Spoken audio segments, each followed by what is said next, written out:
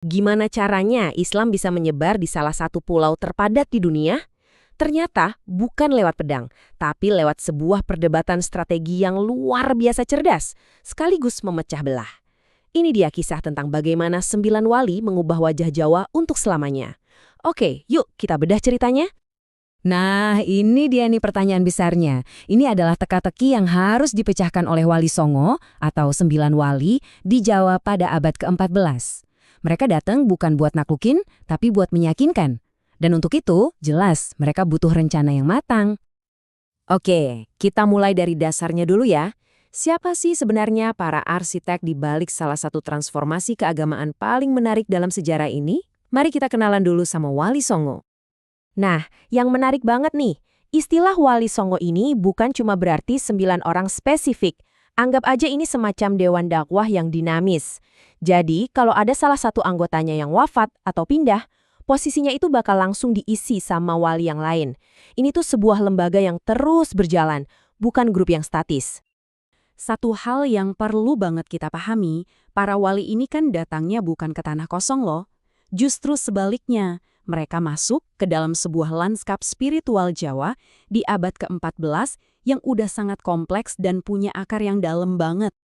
Dan cara mereka ngedapetin kepercayaan itu seringkali praktis banget. Contohnya aja kisah Syekh Maulana Ishaq. Waktu kerajaan Belambangan kena wabah dan putri raja jatuh sakit, beliaulah yang berhasil menyembuhkannya. Ini bukan cuma soal keajaiban, tapi ini tindakan nyata yang nunjukin kalau mereka datang buat ngebantu, bukan buat jadi ancaman. Coba deh kita lihat timingnya di sini, momennya ini krusial banget. Di satu sisi, kerajaan besar Majapahit lagi goyah, lagi melemah. Nah, kekosongan kekuasaan ini ibarat pintu yang kebuka lebar.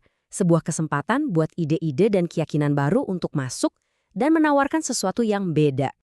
Dan coba lihat deh, betapa kayanya peta spiritual di Jawa waktu itu. Mulai dari kepercayaan sama roh-roh leluhur, sampai ajaran Hindu Buddha yang megah.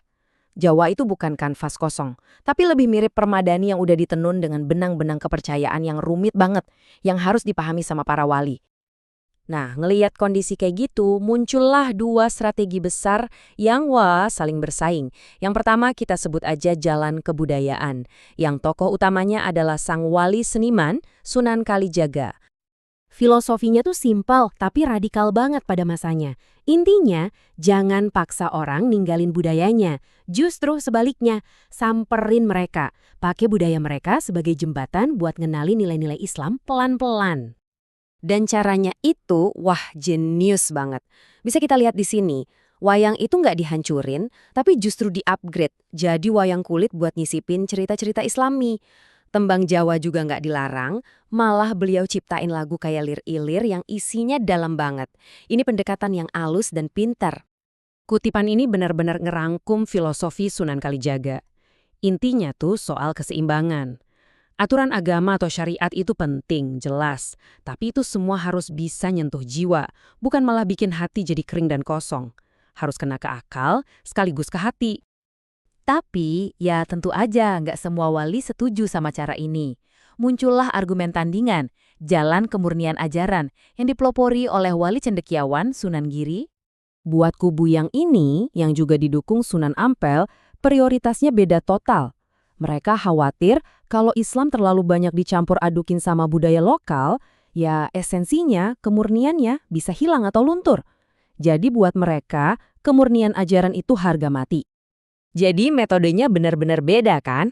Kalau Sunan Kalijaga pakai panggung budaya, Sunan Giri bangun institusi pendidikan, yaitu pesantren, ajarannya langsung dari sumber utamanya, Al-Quran dan hadis.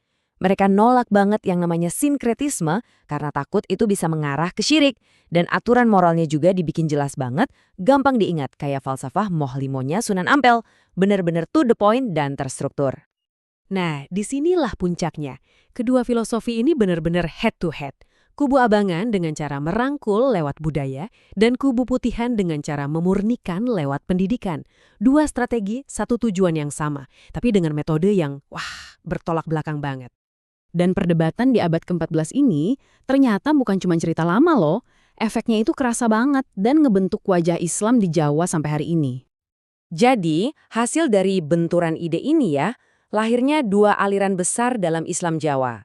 Istilah abangan akhirnya dipakai buat nunjukin praktek Islam yang lebih nyampur sama budaya lokal, sementara putihan itu buat praktek yang lebih lurus, lebih ortodoks. Dan bedanya ini kelihatan banget dalam praktiknya. Kelompok abangan misalnya mungkin ngeliat nggak ada masalah antara upacara adat dengan doa islami, harmonis aja gitu. Tapi sebaliknya, kelompok putihan bakal nekenin ibadah itu harus murni sesuai aturan dan ngeliat ritual tambahan itu bisa mengotori iman. Dua-duanya ini warisan langsung dari perdebatan Wali Songo ratusan tahun lalu. Keren kan? Dan ini nih yang ngebawa kita balik ke pertanyaan paling dasar, yang digambarin dengan jelas banget sama kisah ini. Ini dilema yang abadi kan? Bukan cuma buat para wali di abad ke-14, tapi juga buat para inovator, pemimpin, dan siapapun yang mau bawa perubahan di zaman sekarang.